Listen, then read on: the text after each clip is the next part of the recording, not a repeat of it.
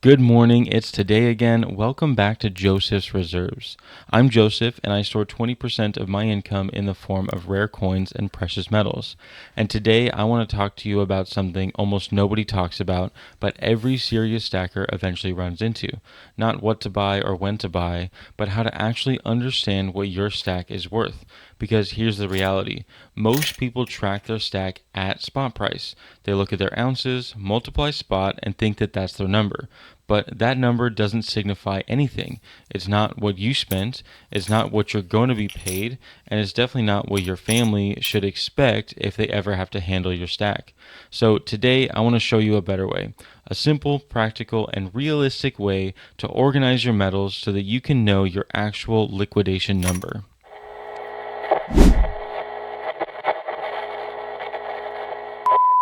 Congratulations to my wife for being the first comment, and a special shout out to Casper for being 1 second behind her.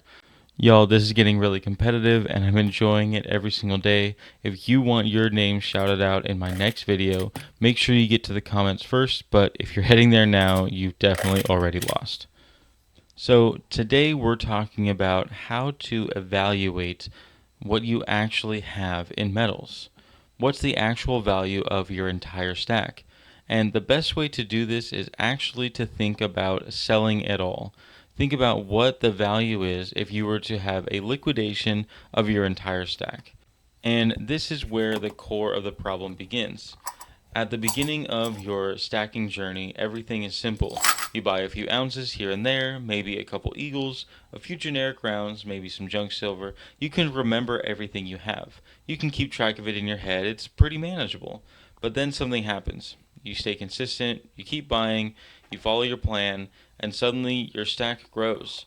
Now you have tubes, you have boxes, now you have different types of silver at different gold, different premiums, different purchase points across time. And then one day you decide you're going to organize it. You're going to set up a spreadsheet. You're going to start logging your coins. Around halfway, though, you realize this is overwhelming. There's too many items, too many variations, too many little details to track. And before long, you either give up or you create something so complex you can't maintain it. And that's where most stackers stay. They own the metal, but they don't quite understand it. They have the value, but they don't have the clarity. And without the clarity, you don't really have control. So instead of trying to track every single coin individually, we're going to do something very simply. We're going to categorize them, not based on what we paid, but based on what we will be paid. And that's the shift. We're going to stop thinking like buyers and start thinking like sellers. Because at the end of the day, whether you plan on selling in your lifetime or passing it down to your family, someone is going to have to turn that metal into a currency at some point. And when that happens, the only number that matters is what the market is willing to give you. So let's start with silver. If you walk into almost any coin shop, they're not going to look at your stack the way that you do. They're not going to break down every coin individually and assign a unique value based on what you paid or what you believe it's worth. Instead, they're going to group your metals into very simple categories. And once you understand the categories, everything else becomes way easier. This first category is simple. It's just American Eagles. These stand on their own. They're one of the most recognizable silver coins in the world. They carry a consistent demand, and because of that, most coin shops treat them slightly better than everything else. In my case, my local coin shop is paying around $5 under spot for American Eagles. And before I go any further, I'm going to be mentioning some premiums here. What you have to realize is that that is just my local coin shop at the current moment. These prices change on a regular basis, weekly, sometimes even daily, depending on the volatility of the market. Mostly they're driven by supply and demand, either at your local coin shop or at a wholesale greater than your local coin shop. So before you go rush into the comments saying my local coin shop is paying $1 over for Eagles right now, I too have been in markets like that. Just realize that this is what's going on in my area right now. We're going to use this as an example of how to set up a spreadsheet so that we can go forward in understanding the liquidation value of the stack. So now we understand that eagles can be $5 under spot, and instead of tracking all my eagles at a spot price, I can track them at spot minus $5. That's my real number. That's what I can actually expect to walk out of my coin shop with. The second category is sovereign silver. This includes Canadian Maple Leafs, Britannias, Kangaroos, Krugerrands, and any other government issued bullion that's not the American Silver Eagle. Now, some coin shops do recognize Canadian Maple Leafs as their own, sometimes Britannias as a slightly different rate. All you need to do is understand how your coin shop divides these categories so you can track it the same way. Wherever you choose to liquidate, understand how they set their premiums and prices so that you can assume the same when you are tracking these coins. My local coin shop regularly has a different rate for Maple Leafs and Britannias, and the rest of the sovereign coins typically go for a separate rate, but right now they are all right around minus $6. So again, instead of tracking these at spot, I would track them all at spot minus 6. The third category is generic silver, and this is where most people have the majority of their stack. Rounds, bars, private mints, and these are great for accumulating ounces because they're at a lower premium, but you need to realize that they're at a lower premium on the way out as well. Typically, they're discounted the most.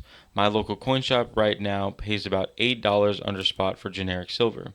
This is where a lot of people see the disconnect because they may have bought these thinking they're going to save $1 or $2 per ounce, but then when they go to sell, they end up losing more money than they thought compared to these other categories. So instead of tracking generics at spot, I choose spot minus 8. The fourth category is 90% silver. It's also known as junk silver or constitutional, and this is handled differently. Instead of being priced per ounce, it's the same way. It's priced as a percentage of its spot value.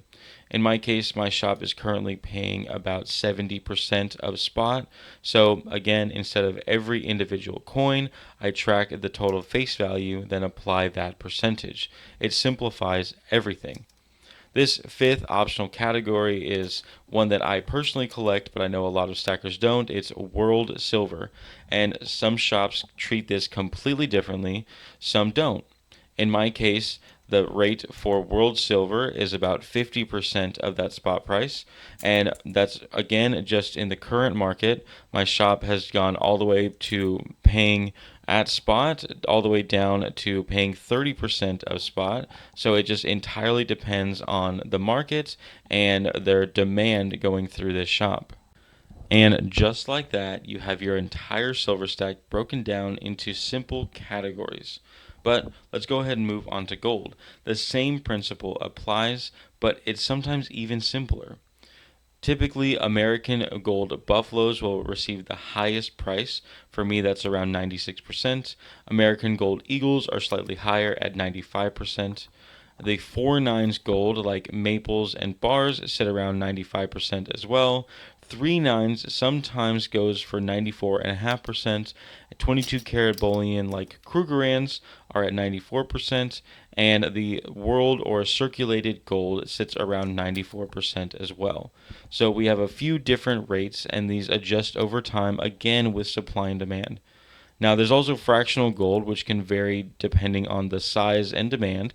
So sometimes these sell at spot or slightly below, but sometimes they drift all the way down to the equivalent of the 1 ounce. So this is why it's really important to have conversations with your coin shop so that you can understand what they're paying on a regular basis for all these different types of products that you have.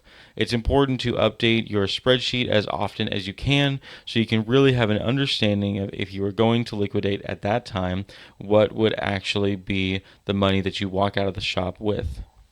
And here's the important part. When you assign each category to a real world value, you can simply just apply a multiplier on your tracking system instead of calculating your entire stack based on how many ounces you have of specific categories.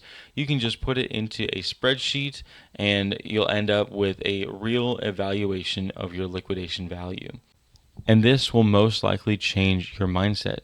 You'll stop chasing the perfect timing. You'll stop worrying about whether silver has moved up or down $1 this week, because you'll zoom out and see that those small movements become less and less important. If your goal is to build something that lasts, if your goal is to pass it down, then the difference between $75 and $76 doesn't matter nearly as much as everyone's making it out to. The difference between generic and sovereign bullion does matter a little bit more, because, as you'll notice, there's a very big difference in the premium when you sell it back.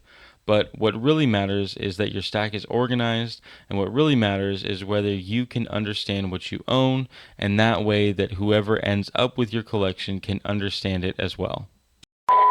I just made my own line of coffee. Joseph's Reserves It's Today Again coffee.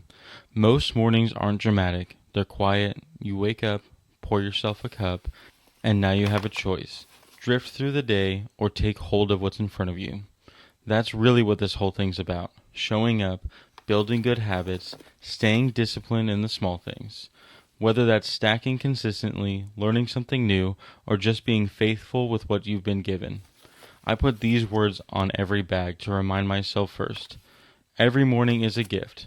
Not yesterday, not tomorrow, today. So take a breath, take a sip, and let's get to work. It's today again.